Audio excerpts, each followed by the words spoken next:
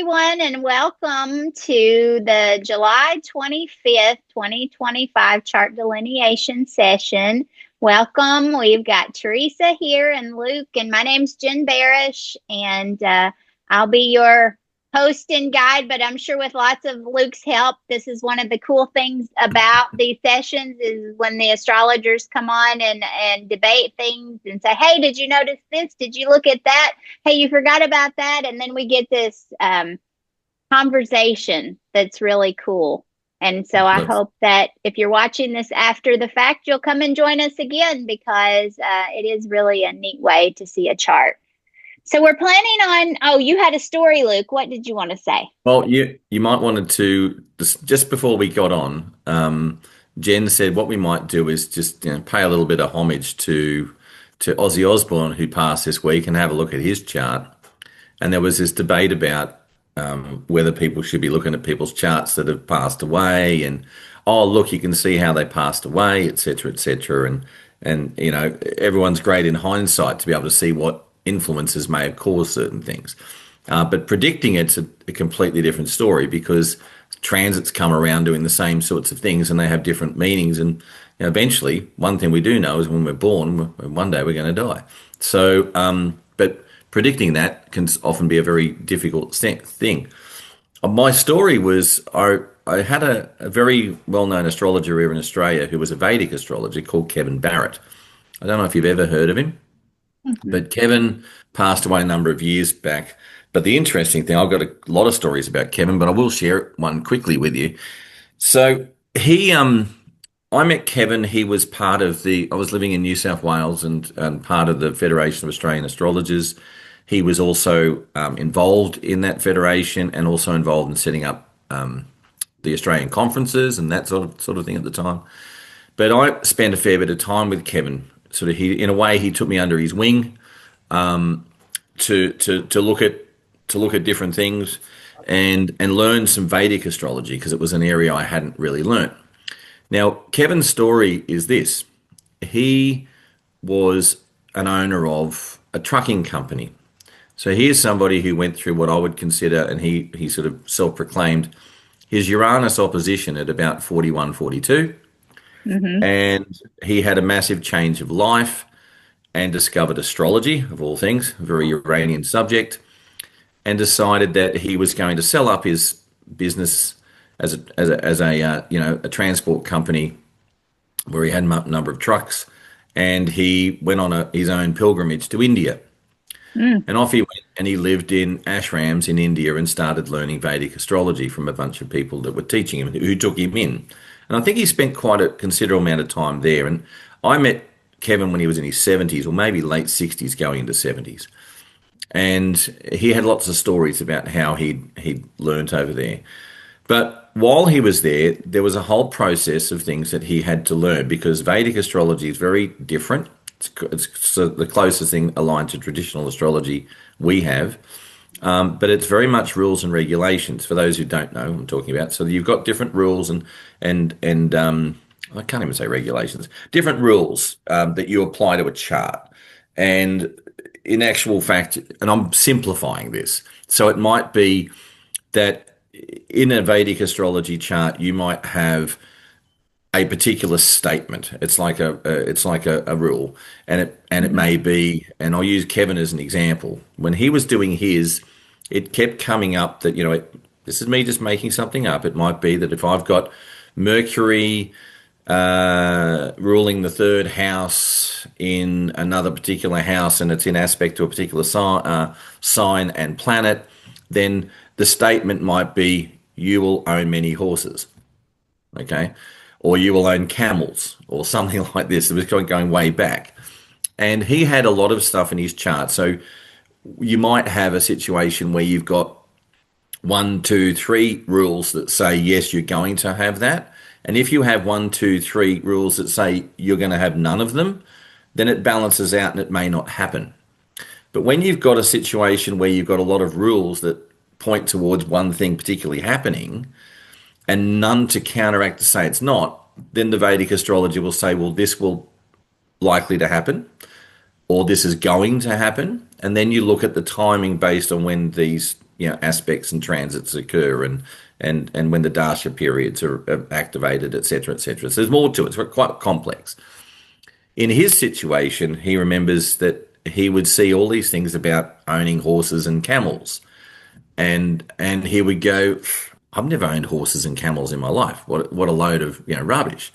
Until it was pointed out to him that, well, Kevin, in actual fact, you had a transport company. What do you think was transport years ago? Yeah. And he went, wow, okay, so that all sort of fell into place and made Hmm. sense. But the interesting thing was he came back to Australia after a number of years over there, but he would keep in contact with his teachers. And one of the things that occurred, and this is where the story comes in, is that he had all of a sudden, does everyone remember the whole Jim Jones and the Jonestown scenario? Does I anyone think so. remember that? Okay, so Jim Jones took people to, they call it It was mass a cult. suicide Yeah, or it was a mass cult. murder, yeah, by drinking the Kool-Aid, literally. Hmm. And he poisoned the whole sort of cult area where it was in Jonestown, as they called it.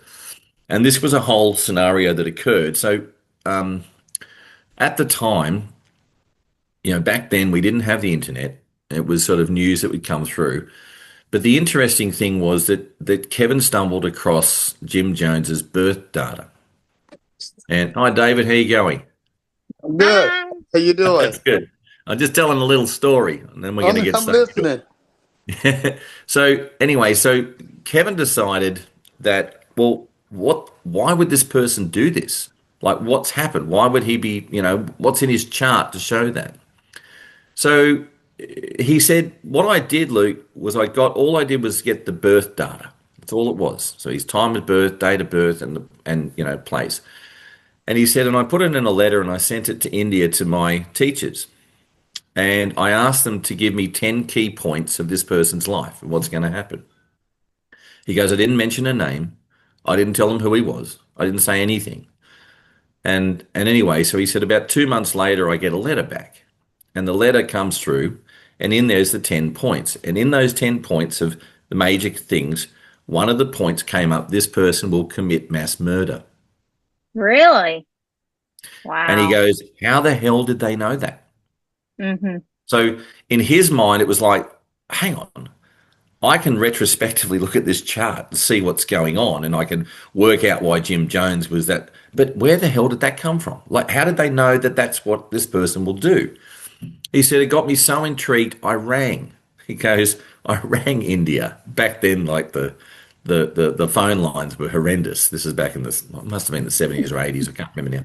And you could barely get through, and half the time it Sure. would cost you a fortune, number one. Number two, you could just about get cut off or not hear them on the other end. I don't know if anyone had ever seen the telecommunications networks in India at the time, but they were not that great.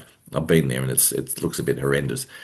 And he said, I spoke to them, and he said, you know what, I got back. And at the time, I think he was 63. I remember him telling me he was about 63.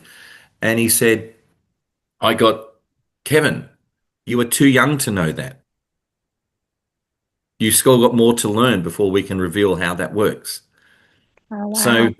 it was very interesting that the people within the ashram that he had, lived in at for a Hmm. while and studied was still considering that his astrological knowledge and journey was he was still junior at 63 years of age, and he'd been doing it for Hmm. 20 something years. Wow. Wow. So he goes, I still never found out why and how they knew it. But that process of deduction and the process of, and don't forget, this would not have been calculated by a computer, would not have been calculated Right. by AI. There would have been nothing run through a system. This was purely a bunch of, you know, gentlemen sitting down and actually analyzing the chart and the processes and coming up with these 10 points that they did for him. Wow. And he goes, I still don't know to this day how they knew that. And I don't either.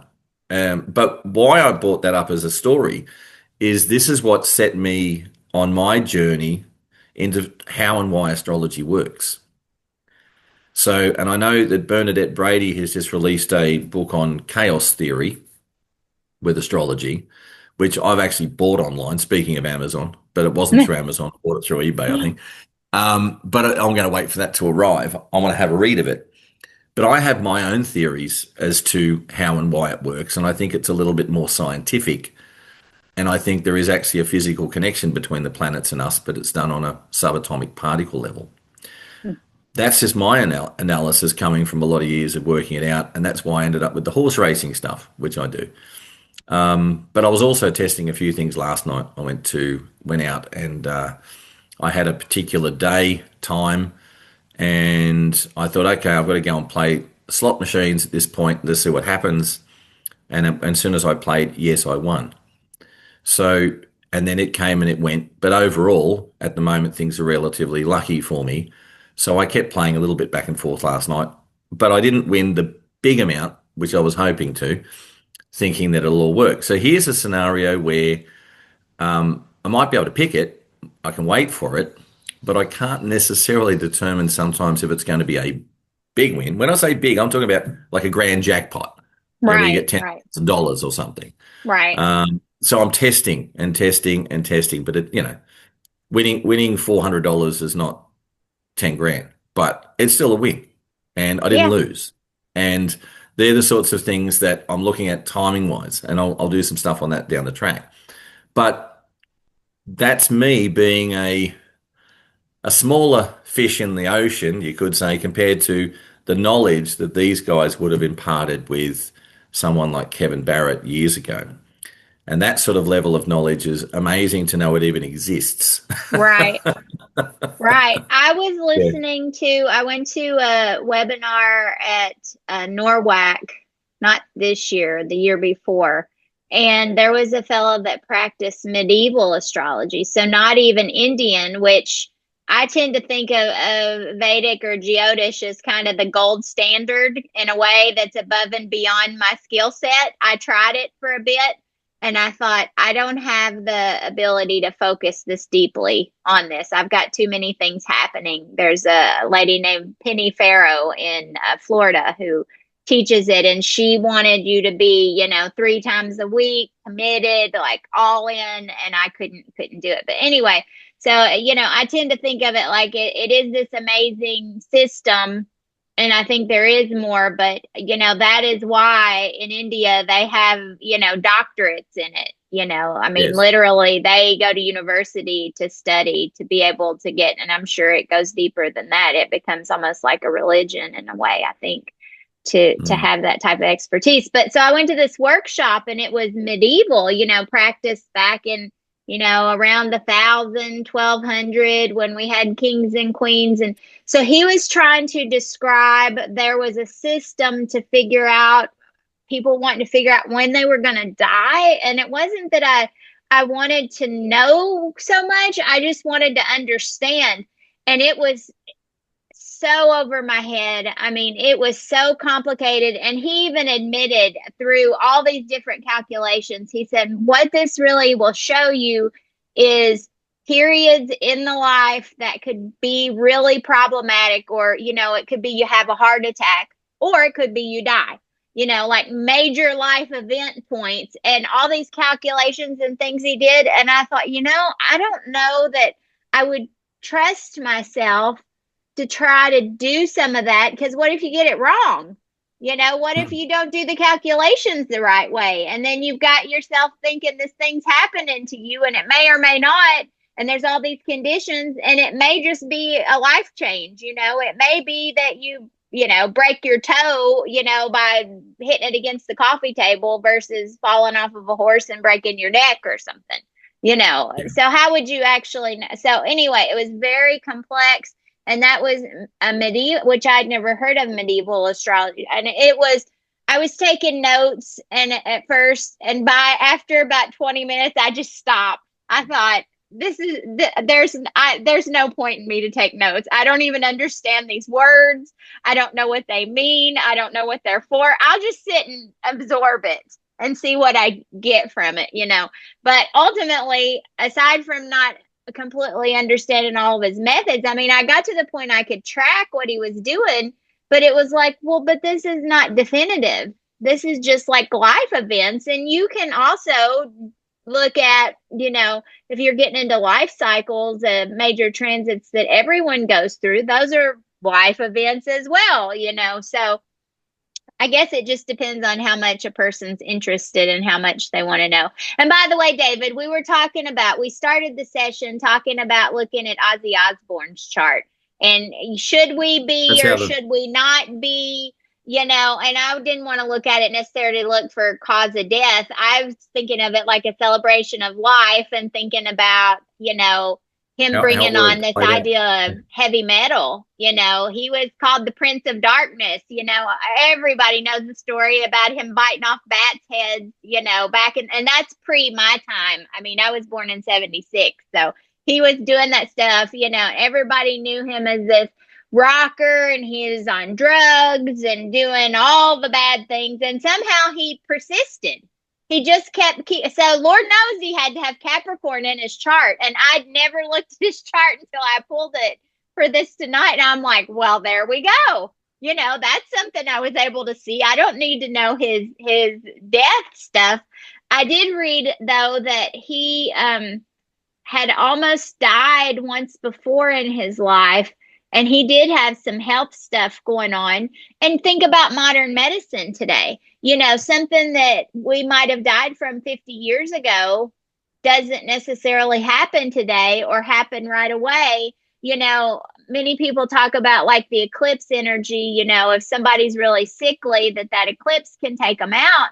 Well, but what if there's life support, or what if there's something that helps them to hold on, and maybe their spirit was trying to kind of go out during eclipse season, but for whatever, because of modern medicine, they hang on and they go till December and it's January when they pass, or whatever. So anyway, Yeah, thank very, you. very interesting Now, stuff. I'll add something before we pull up Aussie's chart. I'm sure you've got that there.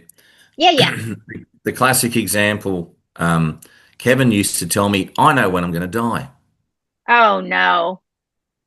And he gave me a date, and that he was going to be 91. Oh wow. And he passed way before then. Right. So he didn't Yeah. get it right. Right. So this is part of what we're talking about and I eventually want to write a book. I already know the name of it, and it's called Destiny Points. Oh. But the underlying factor is where free will interrupts fate. So that'll be an interesting scenario when I've got more experience with it. I can see myself doing it in my 60s. I don't know why, but that's what I've been. I actually said that when I was in my 20s, that I can see myself writing this book when I'm in my 60s. Obviously, I needed to go through a lot of life experience to get to that point. But anyway, 60s for me is not that far off now. So That's what I was gonna say. When is that now?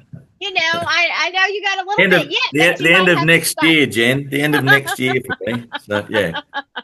But anyway, that doesn't mean I do it straight away. So I got a little bit more learning to do. All Yeah, for right. sure. All right, let me share Let's my give Aussie a bit of screen. a let's give Aussie a bit of a look. Have you done anything to do with his life events? So we got something to refer to, or not really? You just threw it up. Well, you know what? They have a nice description inside of AstroDance, astro.com. And so we can go back and look at that. Okay. Let me see if it'll go back for me. Now, how accurate is his birth time? Well, they've got 10 a.m. here.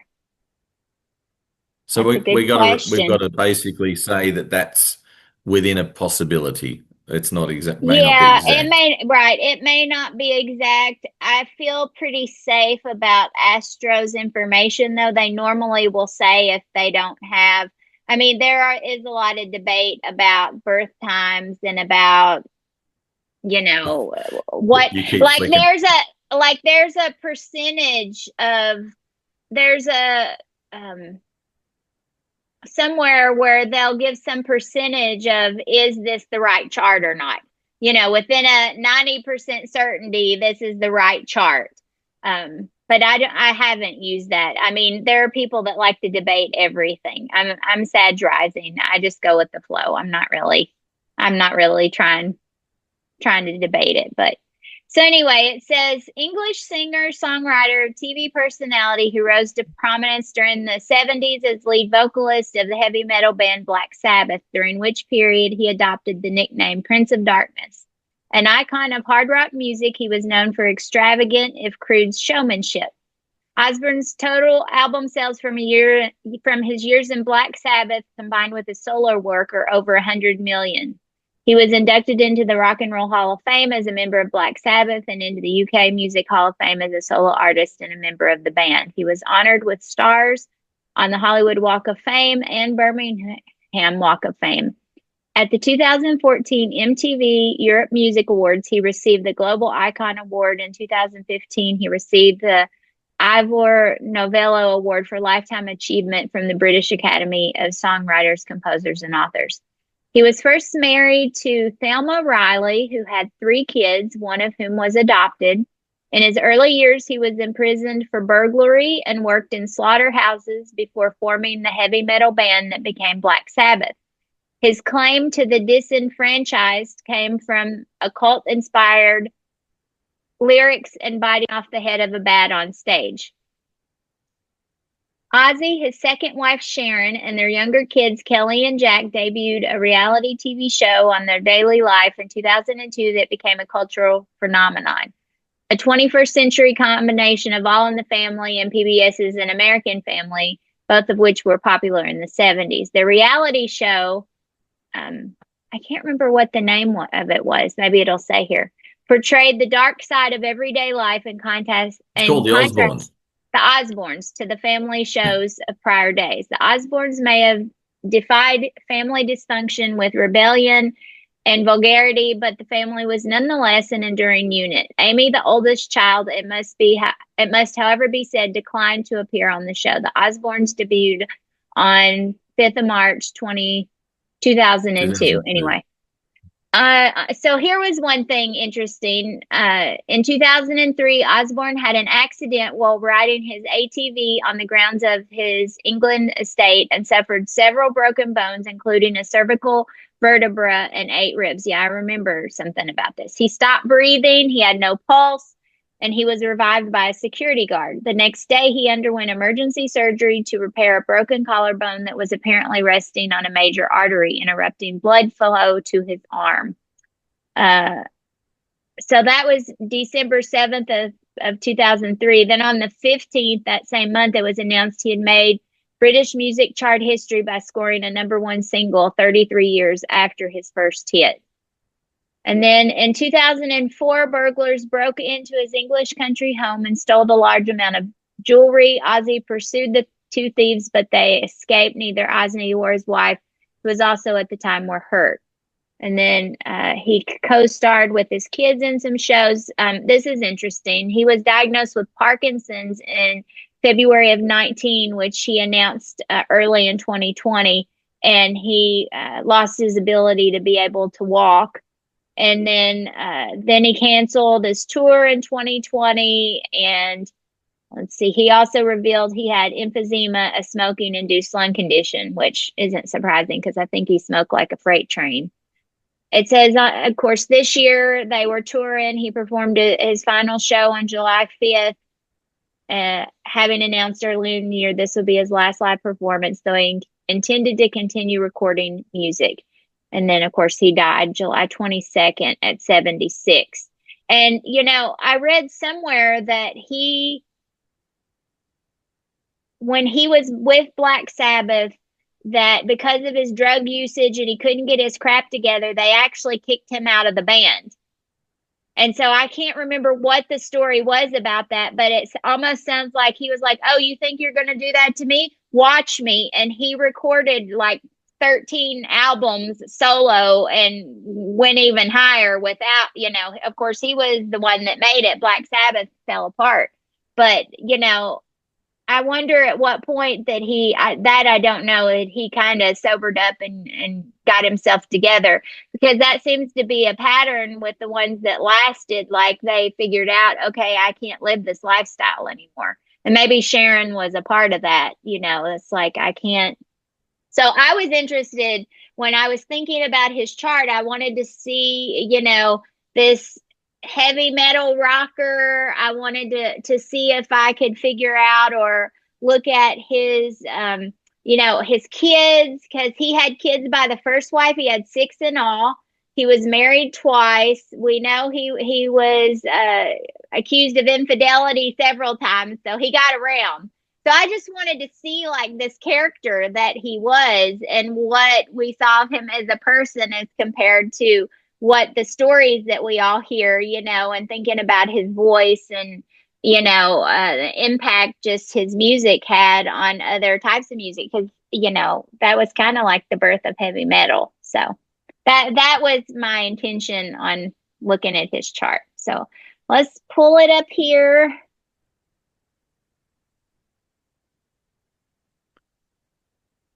It just takes a minute since we're on Zoom and my internet's trying to connect.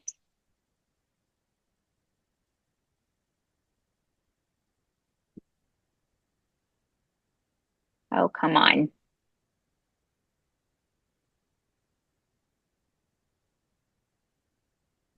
Has anybody else got Ozzy interest or remember anything other than what we've read so far? Not a great deal. So, see, when I was in high school was when the grunge era came out and all the 90s bands were, all the like heavy metal had started. So, when I was in high school, it wasn't necessarily, this was a little older for me because I was, in the 90s then, but I really, believe it or not, I liked heavy metal. And so to think about, oh, okay, well, this is the guy, this is kind of where a lot of it started, kind of intrigued me. Okay. So, knowing how hardy, the fact he didn't kill himself, think about Jim Morrison killed himself, so many, by being hardcore, hard rockers on drugs, alcohol, living these hard lives. We've got the first thing that I saw is like, well, of course, his moon's in Capricorn, his rising's in Capricorn. He's got that Capricorn energy. He's meant to last. He's meant to sustain. He has a sun in Sagittarius in the 11th house. And, that would suggest that he likes to be out and about amongst people and a part of many groups and a mover and a shaker. And even more so, his Mercury is there in 11th house as well. So this is somebody who likes an adventure, who takes on lots of projects, who stays busy. So when I think about Sagittarius and being the archer, the one who strikes their bow and arrow and heads off, for the next new whatever, lots of ideas and thoughts about, so many interests that they have. That Capricorn, I feel like, may have grounded him and helped him to stay focused on, what he was doing. So his moon, he's got a little grumpy moon there, the Capricorn moon. I don't know if you know anybody who's got a Cap moon, but that's ruled by Saturn. So they can kind of be glass half empty, be a little on the grumpy side. So I could see that with Ozzy. I could see some of the things, interviews and things that I had seen being a little like, I don't know, kind of cranky acting. Even though obviously, if you look at, so if I'm thinking about a rocker, if I'm thinking about, any kind of musician that would go as hard as he would, look, his Mars is right here on the ascendant, and his Mars and Jupiter are conjunct together. They're on the ascendant. Now, Mars is in exaltation in Capricorn, so that Mars is strong, but Jupiter in Capricorn, not so much. Jupiter doesn't necessarily feel, because that's a Saturn ruled sign. Jupiter would feel restricted. Jupiter would feel like I can't get as big as I want. And so therein would be the tension, right? To think about, oh, I'm going to do this music and it's going to be hard and it's going to be rough and I'm going to force it, and think about, loud drums and all the things that make up, like I could feel, when I look at that and I think about in Capricorn, And it's about kind of going against the grain a little bit when you've got a Mars that's, ready to roll and a Jupiter that's being restrained. It's almost like, you're pushing on the gas, but you're holding back at the same time in a way, you know. And so his moon was there, even though they're in different houses. So it's interesting, kind of behind the scenes. His Mars and his Jupiter there in 12th house, but his moon was in first house. So his moon was concerned with his image and his standing in the world and who was he becoming. And that would be a real driver in Capricorn to make it to the top. That would be a real driver to push yourself. Any first house person has a lot of self motivation, and I don't know if you have that in your chart or if you've done your family's chart and you've seen that. Having that moon there though would make it like emotional, like on the inside, like I have to push myself. So that was going along with this Saturn theme, having both Jupiter and Mars there, and with Capricorn ruled by Saturn and the moon there. But so there was this, I feel like, very sober side to him on the inside. However, I guess I'm thinking, look at that moon and the aspect that it makes up to Neptune.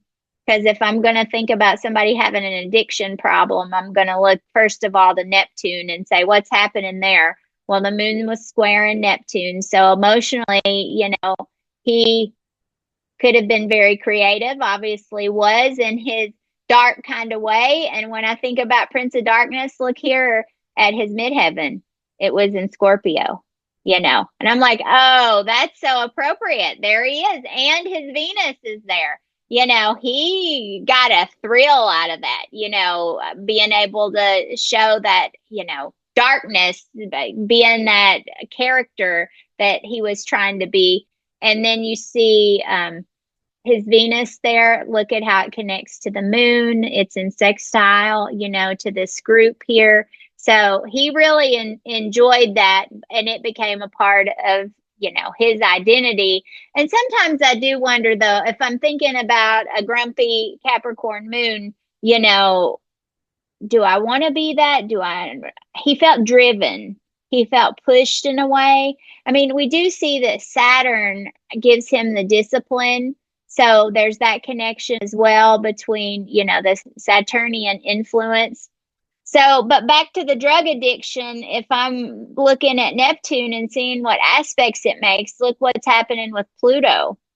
Pluto and Neptune. So you've got Neptune in Libra trying to find balance. Pluto over here in Leo, wanting to live larger than life, transforming through the party, the show, the drama, being the king cheese, and so there was a little something here. That's where I would see, or what I would think of about the drug addiction piece. Yeah. And then go Yeah. ahead. I know you're I was just dying gonna, to say something, Luke. Go for it. no, no, no. I'm just absorbing the chart because I haven't seen it before. When you're first getting your head around it. But Yeah. also, it's also a is this what is it? Is that a Placidus chart? Yes. Okay, so it's a Placidus chart. Just so we're sort of interpreting it in that sort of traditional method. But you'll notice that you've got a strong trine between that Pluto and the Sun Mercury, and it forms like a little mini grand trine, as I would call Oh it, to yeah, there Neptune there is. in the ninth house. Yeah, it's a So talent trine for that's sure. definitely the Prince of Darkness and known around the world, you could say, because it's a 12th, that's 11th house to the 8th. 11th to the 7th, actually. 11th to the 7th to the Well, ninth. he's got See? two of those talent trines. There's one coming from Venus there, and there's one also coming from Neptune. See it? From Yeah, Neptune to Pluto and over to the sun, and then from Venus to the moon and back over to Saturn. So he yeah. was going to make money doing that. He thought, okay, this is a good way. People like this, or this is how I want to show up and be seen. And guess what? I can put on this image and I can make money. And if I work really hard, then, look what I'm doing in my eighth house. I'm controlling my eighth house, which is, a money house. Your second house is I think, and you speak to this as well, Luke. Second house is like the money you have or your ability to make money. Eighth house is like your 401k. It's like the stuff that's hidden in the cellars in a way that you might make bigger money. Yeah. Interestingly enough, looking at that, even from a traditional astrology point of view, that Saturn in the eighth rules the second. So it's drawing money from the eighth house and putting it into the second. So Yeah, he's you're making right. money through other people's money. So that would be, and where's that coming from? If you look at that Saturn, it's from the public. It's a nice trine to the moon. His moon Yep. might be Capricorn, but that's ruled by the Saturn.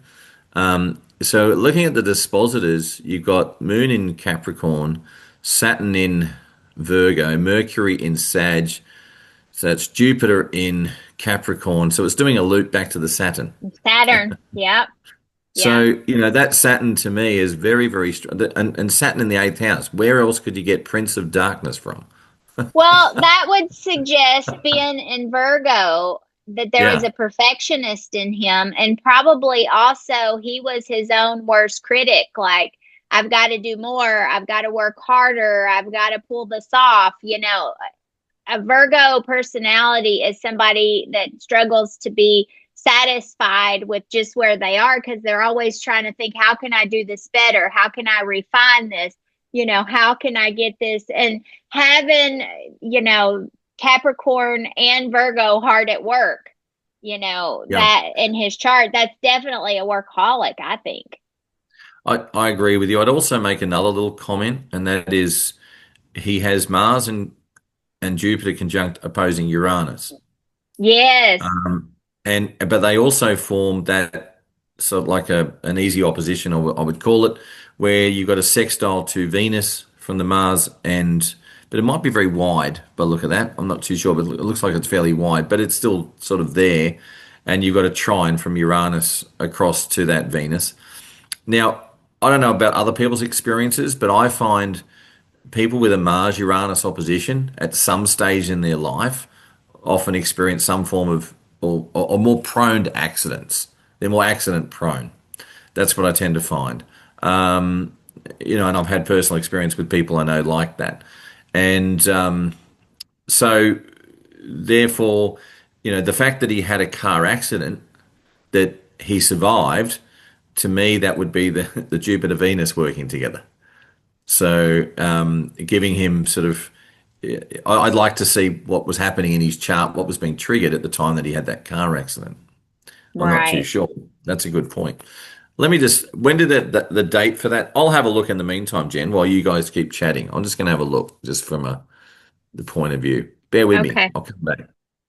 Well, so I was thinking about also looking at the angles, and he was a Capricorn emotionally. He, expanded and he grew with that hard work, that Saturn ruled part of his chart. But then if you go across the chart, a relationship to him is somebody who has some cancer, or cancer placements, cancer like family oriented.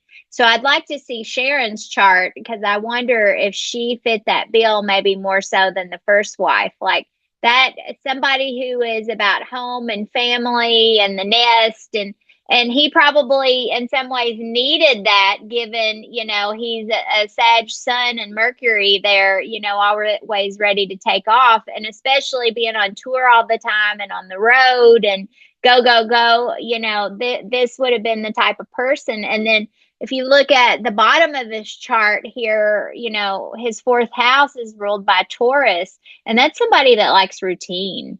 They just want to veg out. They want to, Netflix, sometimes just do nothing, think about Ferdinand in the field, Taurus. And so that felt comfortable to him. So I wouldn't be surprised if you wouldn't see both Cancer and Taurus somewhere in Sharon's chart helping to hold him kind of down so that he can go out and do all this stuff in the world, right?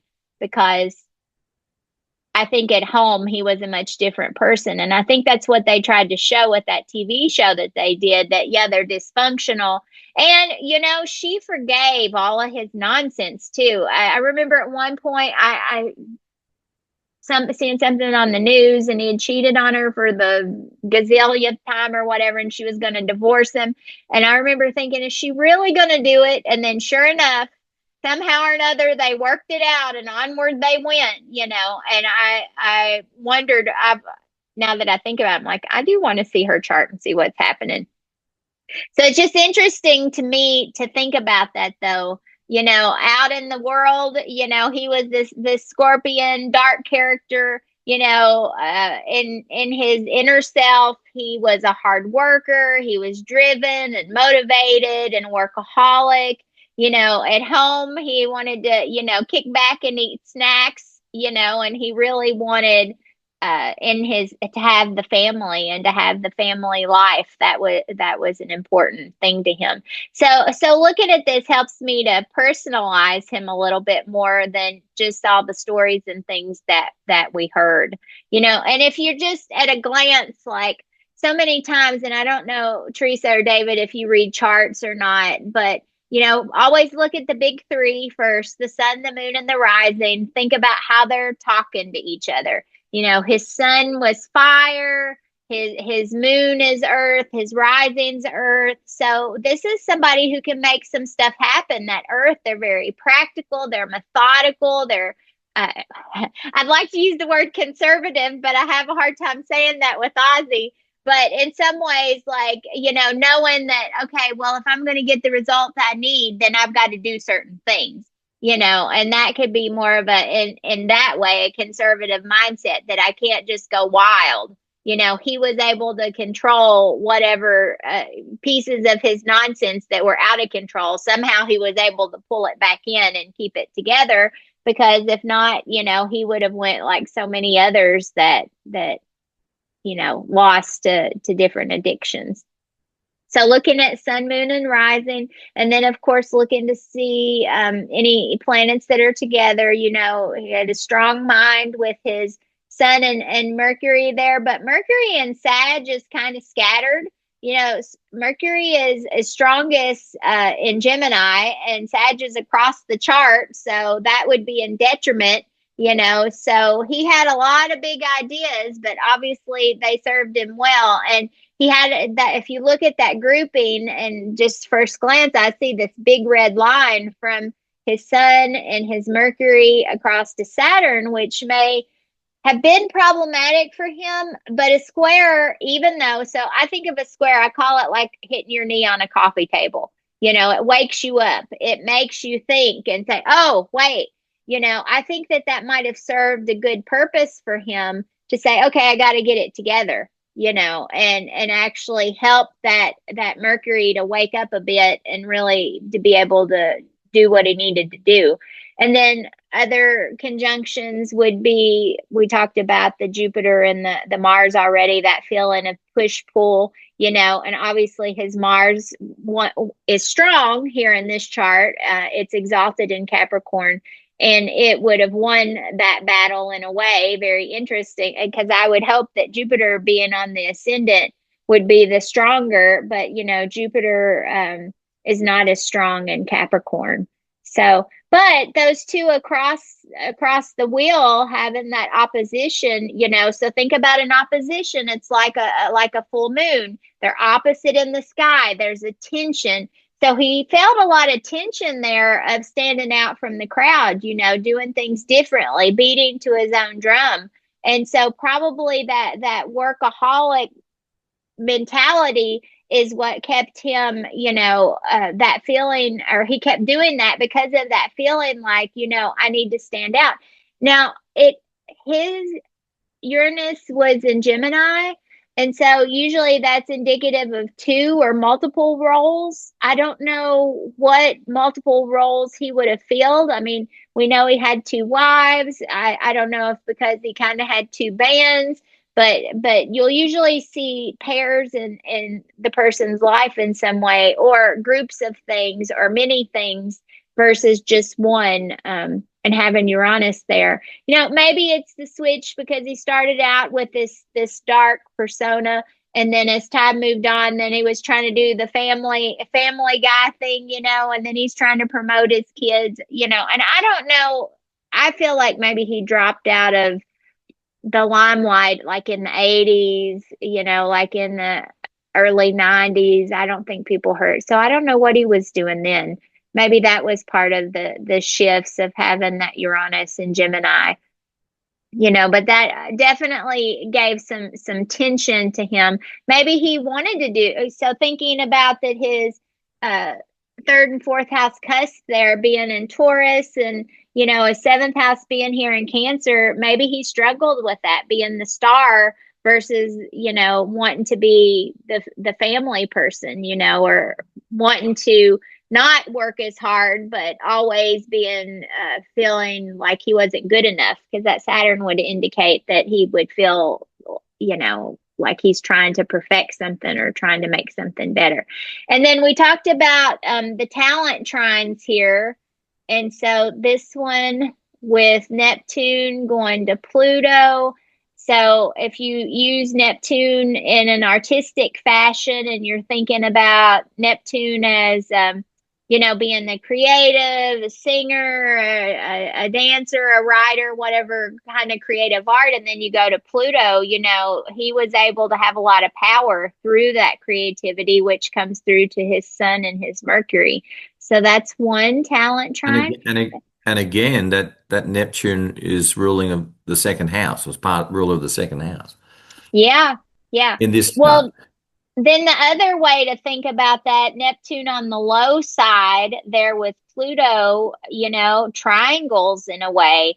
He got a kick out of, having some sort of, and so we know he had relationship triangles. What other triangles did he have going on where he had, this issue? Because Pluto is like all the deep dark junk, and that combined with Neptune usually gets into, some, I don't know, things that we'll just use our imagination. We all know what that, Pluto um brings Especially in the up, things in the we don't seventh want to house. Yeah. talk about, things we Do, don't want to talk about. And in do the we seventh house, yes, infidelity for sure. do we know whether he had issues with business partnerships? Obviously, he did when he broke up the band. Right. Um, so I would say that from that breakup of the band, he made his own successful career outside of it. And because the band to me would also come in under that Sun Mercury in the 11th house. There's a nice trine there to the seventh. So there was a relationship, but there was also a business relationship. And Yes. when he went out on his own and dissolved that, maybe that's when he made more of his money. The other thing I was Yes. going to say, can I jump in for a sec? I Yeah, just had a yeah, look go at, for it. I just did the, I just put his chart in because I hadn't done it before, and then I just had a look at what happened on the day of his accident they referred to. Now, there's a couple of key things that stick out that I just thought I'd share with everyone. One, that occurred on the full moon. Oh yeah, that's right. Okay. So it happened. So the full moon in Gemini. Okay. Don't forget he broke his collarbone, Look at which is there, Gemini rules the Uranus and shoulders. Gemini. Yep. The other thing is Mercury was basically sitting right on his ascendant. It had already passed Mars, but it was sitting on his ascendant. The other key points that really sort of hit me was that there is an exact trine from Uranus at the time to his own natal Uranus, and it's coming from the second house. So Uranus at the time was at 29 degrees of Aquarius, 16 minutes. Now, if you have a look at his Look at his Uranus there in natal. the sixth house, it is Right. actually at 29 degrees retrograde, 15 minutes. So Yep. we're talking exact. So that was but it was a trine. It wasn't necessarily anything of, it wasn't a square or anything like that. He also had Saturn, transiting Saturn was in his seventh house, opposing his moon, but within 2 degrees. So you wouldn't sort of look at that and go, "Oh, that's going to be." But you could say that Right. that may have been limiting his ability to be in the public, and it was change. It was an event outside of himself, and Saturn represents those physical limitations. But would you look at the aspects here and go, "You're going to have an accident"? This is the part that we were talking about before. I don't know whether you would say that. I I look at Mars, it's at 25 degrees of Pisces at the time of the accident. And if you look at that, it's not in particular making a specific aspect to anything. Um, 25 Pisces. I was looking for where it might be hitting. Yes, it's making a square to Uranus, his natal Uranus, which means and it's a very, very, very wide square to his natal Mars. But it's not on a specific degree that you'd go, oh, there's going to be some tensional problems here. The other thing that's of interesting to note is Neptune transiting is exactly on his part of fortune, which doesn't show up on here. His part of fortune is at 10 degrees 12 minutes of Aquarius. That's pending the time is correct. So Sure. we've only worked it on 10 a.m. Now I don't know if anyone knows, but the transiting part of fortune moves very quickly. So if Mm-hmm. you don't have an accurate time, your part of fortune can be completely different. Mm-hmm. And so we're not sure of that one, but that was just another little interesting note at the time to look at. He had Jupiter in the eighth house, transiting in Virgo. It wasn't conjunct Saturn. It wasn't anywhere near Neptune. It was at 17 degrees. It was making a midpoint square to that Sun Pluto, you could say, or Sun Mercury. Mm-hmm. Oh, hang on. Wait a minute. No, it wasn't. It was making a midpoint square to the Sun Pluto at the time, and like literally, the Sun and Pluto were at 15 and 19 degrees of Sag when it happened, and Jupiter was at 17 of Virgo. So there may have been an actual trigger in the sky at that point in time. But look, it's interesting. I don't see anything particular that I would have gone, yeah, he's going to have an accident. From my interpretations, if I just looked at the chart and the transits coming up, but he did, and it was quite limiting, other than the Right. full moon. But everyone has full moons every month, you know. So anyway, Right. I'll leave that as something to ponder over. I just thought I'd give you a bit of feedback. I just wanted to check that out. So So thinking about that Uranus, and having Jupiter and Mars opposite natally, and it's at 29 degrees. 29 degrees is that degree point when it's like being on a diving board. Are you going to jump or are you not going to jump? But it's also a degree of action. So having something to trigger that, it's almost like he lived life on the diving board in a way. And hmm so I bet if you were able to look at some significant things that happened that felt like he had jumped in the water in a way, I bet they were 29 degrees because I find it interesting that that it was at 29 and then his is natally at 29. So I feel yes, like yeah, that would have been the trigger right there. And I say that from experience because I have a 29-degree Aries moon. And I'm getting to the point every moon, and it's small stuff, it's nothing big per se. But every time we have the moon get into that right before the next side at that 29-degree point, I almost like feel it pop. It's maybe it's premenopause. I don't know. I'm right at that age, but it's almost like, oh my gosh, I could feel myself being Aries angry about something, or Aries needing to go do something, or Aries needing to take charge of something. Like I feel that hit that 29 degrees, but it's because I have it natally. So it just makes me think, seeing that and having Uranus for him, like, oh yeah, I bet that's a trigger when we're yeah. talking about triggers. So, well, I feel pretty good about where we are right now. Anybody else Yeah. have questions, or do you see anything that you want to point out? David, Teresa, I any think feedback? I think that that Jupiter Mars opposition to Uranus is really a risk taker. And Yes. I'm just shocked that this guy wasn't constantly messing up. I mean, there's so many aspects that could be made to that in so many ways. I mean, it doesn't have to be bad, it could be a good aspect, and he would still do something stupid or kind of unpredictable. But having Uranus in the sixth house would just mean a mental condition to a certain Yeah, extent, I could on a be. daily basis. I mean, this guy's Could be. going through changes constantly. I would look at this skewed chart, the way the things line up.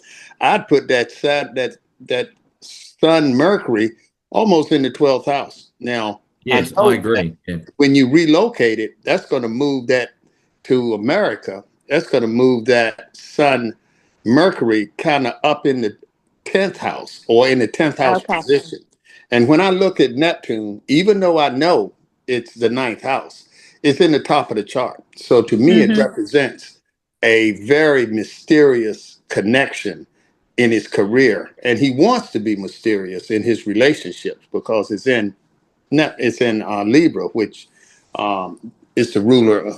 Venus is the ruler of it, and Mm-hmm. that Venus and Scorpio. I mean, this guy probably feels deeper than most people. He probably has Mm-hmm. to dumb himself down to actually relate to other people on their level because he sees things from a deep perspective. You know, the undercurrents, even with Pluto being in the sixth house, in the seventh house, I know he has a lot of probably issues with people, obsession with his own personal obsessions, mainly because he's all about himself. It'd be Mm-hmm. hard for him to look at other people without feeling the undercurrents of, even though it's in the seventh house, it's in the eighth house type position. And he's constantly feeling the undercurrents of something deeper psychologically. And he's obsessed with them. I mean, it just kind of points out a very troubled individual. But I'm glad to see that he somehow found a way to channel this energy. I remember him from those times. I think Alice Cooper, to me, was the first one who, I don't know if he actually bit the heads off of chickens, but I do know that when Ozzy Osbourne did it, that really reflected that risk-taking thing. Because I think they just threw a chicken on the stage and he bit it off. Oh my No, it gosh. was the bat. It was the bat The he bit, bat. and he Yeah. got rabies out of. I mean, he had to go through Yeah. all that suffering from that sudden reaction. But he loved to take risks, and I think you've said almost everything you could possibly say about his career. But I would probably look at a lot of it from the perspective of his relocated chart, which would kind of shift That's everything hot. higher. It would Right. take it to the right since it's coming from the east, from the Mm-hmm. east. Then all of those things would probably go up maybe almost two houses. So that naturally puts that Sun Mercury in the 10th house. But Yeah, and it'll also no, move Uranus down to the fifth. yeah, So into Could the fifth, yeah. be. Oh right. yeah. And then you're looking at something that I don't know what he was in England. I only knew him from, when he appeared here. But he was just a real strange, really strange guy to me. And I was, during those times, I mean, I was into so much of the music industry, following out of Hendrix. But then I had James Brown and all of the Temptations and all the other music genres kind of Yeah. mixed together. And he was like a freak of freaks to me, to a Yeah, he certain Yeah. was extent. right. Yeah. Yeah, for Yeah. Well, sure. that's and I agree with you 100%, David. He's and that you picked up on what I picked up on. The first thing that shows me, and this is probably from a delineation point of view, if you have a look, you've got those planets going across. I would nearly say they're across the ascendant descendant axis. And when you've got strong oppositions like that, they're very powerful and they rule what's going on in your life. But have a look, you're also finding them aspect in that Venus, which is up there near the midheaven. So even in this chart itself, it's driving energy out through that Venus in Scorpio up there in the ninth. So that's his music talent. But you're right, he was the oddball. He was a risk taker.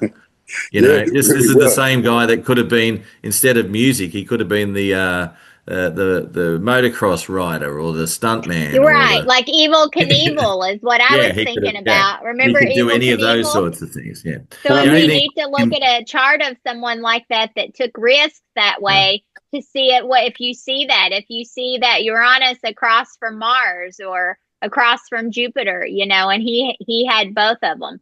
I yeah, tell you, I think a Capricorn, that Saturn influence was his saving grace. Having that Saturn in Virgo, probably, even though he probably did have accidents and took risks and did things he shouldn't have, and all Constantly. of that.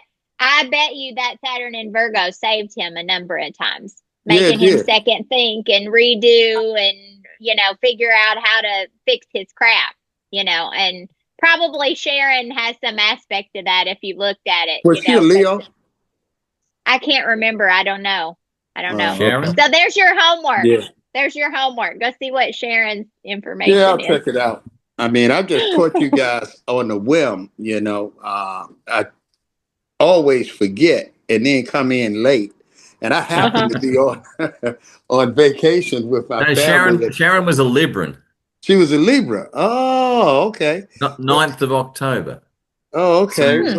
I would nearly say that her sun sits right on his Neptune, nearly, or maybe a little bit That's further. interesting. Yeah. Wow. Okay, I'm gonna have to sign out. I'm here on vacation with Okay. my family, and they're calling for me downstairs. So, Okay. Well, Of you course they enjoy are. your vacation. Come Thank you, back. You David. but did a great job delineating yourself. You need to come and help us. my true passion and what I'm really working on is the outcome of events, sports gambling, something that Okay. I've got stacks of papers and charts that I've been trying to put together for. I have a system that I work with, but that's what my real passion is. Are I you do a talking about lot of natal with chart. sports, David? Did you say? Oh, I do individual sports the best because then I don't have to work with it. But team sports are really good. There's so many patterns that you can look at in sports betting that I connect with, and I almost do a chart on everything I look at. I mean, and I'm Yeah. looking at UFC constantly, and boxing and basketball, and not football as much. Because to me, the real theory behind it is the passion they put in it. Most of the time, when it comes to playoffs, I can be pretty accurate, mainly because I know those guys are putting their 200% in. During the Yeah. year, they balance it with life and other things, and you can bet on them. But I find it most prosperous to do when the the metal to the pedal, when they have to actually produce. And that MMA is something that you can almost pattern.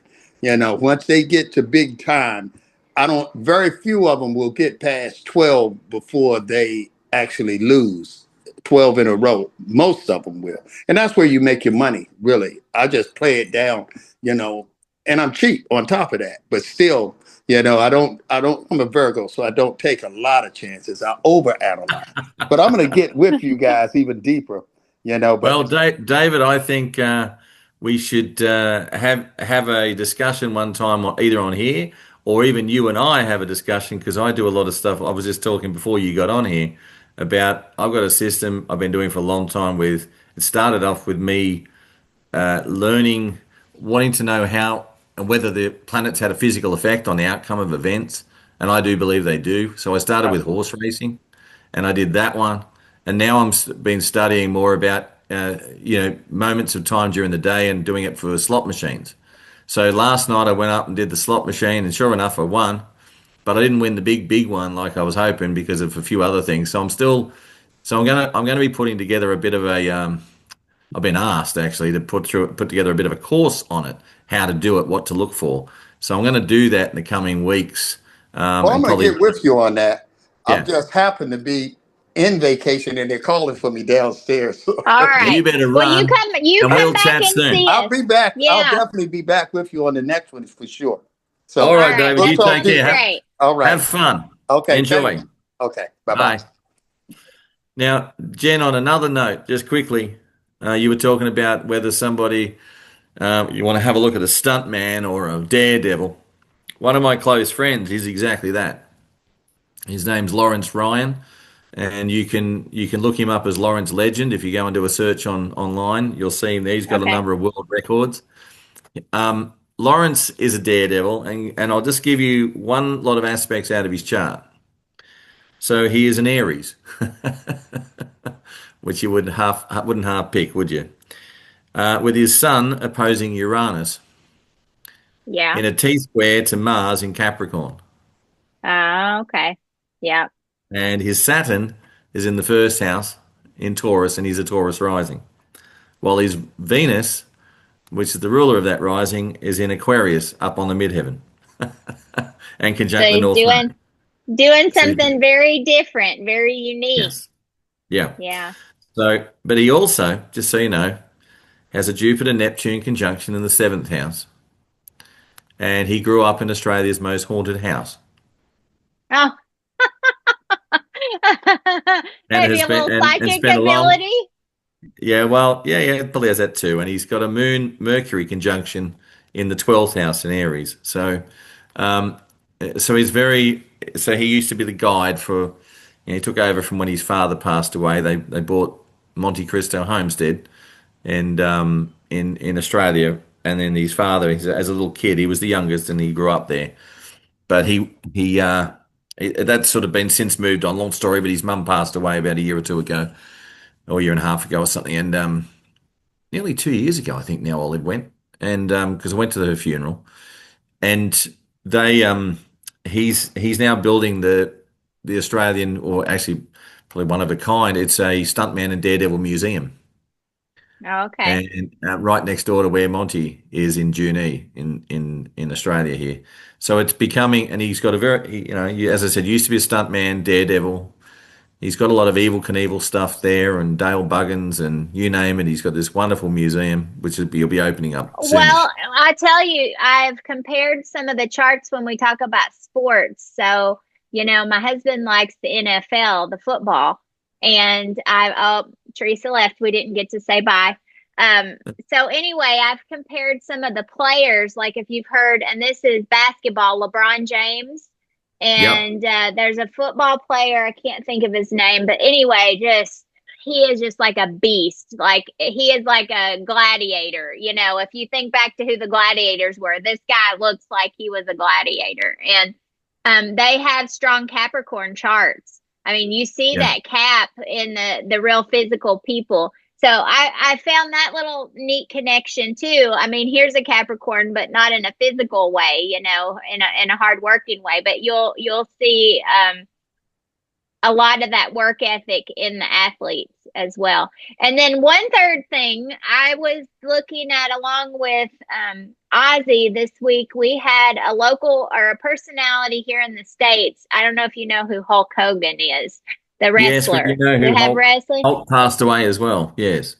Right. Well, I was looking at his chart and trying to decide whether I wanted to pull him up or not. And I thought, well, people may not have connected or known as well. But I was also looking through my database on Astro Gold. And I was just happened to I was looking at Madonna because her birthday, she and I share a birthday. We're both 23 degrees Leo. And I was just thinking, oh, it's almost her birthday. And I saw some similar aspects in her chart as his. And I thought, wait, what? Which chart? Like I got confused for a second. Which one am I looking at? So I'm like, is something getting ready to happen for her? I don't know. I want to go back and look at it again and see what I was seeing. But there was something I was looking at. It was like, wait, is that Hulk? And then I thought, no, that's Madonna's chart. And then I just decided, no, I don't want to do her chart. So that's why I went back to Ozzy again because I was bopping Fair around. enough. All right. Which one? All Well, I right, think we did it though. maybe you should cut the recording. And it's been an Thank interesting you, time today. everyone. We've discussed Yeah, a lot of stuff, and thanks, Jen, for coming on and doing that. And absolutely. and then I'll put this up into the community so for everyone to Okay. watch back. But I think All right. I'm interested to see. It's funny talk about attracting people in, but David and this and just for those people who know, in this chart delineation coming up, I think on for you guys, it'll be you were talking about Halloween, okay? So one of the Fridays coming up will be Halloween. And I volunteered to do that one because that's actually the weekend of, I'm pretty sure it's the weekend of, might not be. Yeah, I think it is. It's either for the Breeders' Cup. Oh, okay. So it's also the weekend before the Australia's Melbourne Cup because it's always the first Tuesday in November. And if you think about it, being the 31st, then following Tuesday will be the first Tuesday in November.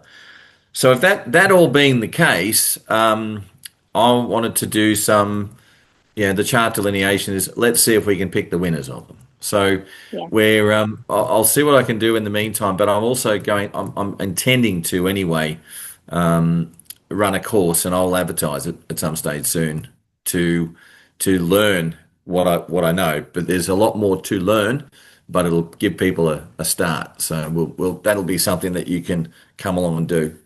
Anyway, we'll let that go. Have you stopped recording, Jen? Maybe you should. No, I just wanted to say thank you everyone for coming tonight, and I hope you'll come and join us again. And many times we have multiple, well, I mean, we had three astrologers, who are wanting to talk and discuss, but sometimes more than that, and that can make a real lively discussion. So we hope Well, you'll I've join got us again. And one other thing I will say. I think the next one will be the 8th of August. I think 8th or 9th of August. And that'll be a very interesting one for those who don't know. We've got Courtney, who is one of our instructors. Some people might not know. She was on Survivor, American Survivor. And I think she was runner up in the first season, and she's been on there twice. And what we're going to be doing is we're inviting one of her Survivor friends along, and we're going to, who's never done any astrology, and we're all going to sit around and delineate her chart. So that'll be a lot of fun. Just because here's somebody who is deconstructing their life in a certain way and open to looking at what the astrology can provide. So that'll be an interesting one for people to come along and join. yeah, for All right. sure. All right. All right. Well, we'll see Thanks, you Jen. next time. Okay. Bye.